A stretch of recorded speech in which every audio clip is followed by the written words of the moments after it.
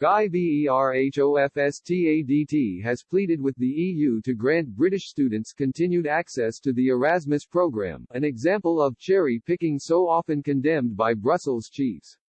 The MEP addressed the European Parliament today where he urged the EU to allow UK students to continue using the student exchange programme, which was established by the bloc in 1987. Addressing MEPs today, Mr. Verhofstadt said, and then, last remark that I want to make is a request to Michel Barnier and to the negotiation team that is to do something on Erasmus. I know the cherry-picking attitude from the Brits, which is in fact devastating for Erasmus. But let's take a unilateral measure towards the students in Britain that they can continue, unilaterally, to make use of Erasmus. It's a pro-European generation, this young generation, and it's this generation who will bring back the UK inside the European family in the next decades.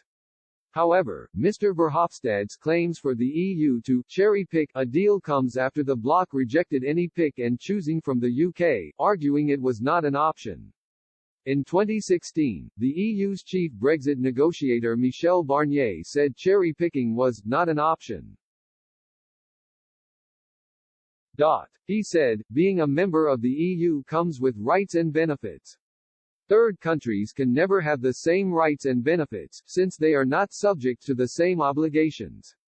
The single market and its four freedoms are invisible, cherry-picking is not an option.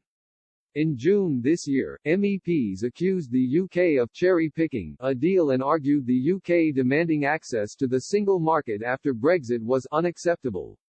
MEP Bernd Lange said, now is the time of truth and the European Parliament stands united with the European Commission and the Council in rejecting the piecemeal approach by the UK government to these negotiations leading to separate agreements. In this respect, it is no surprise that the EP will reject a trade agreement that does not include robust guarantees for fair competition and fair trade.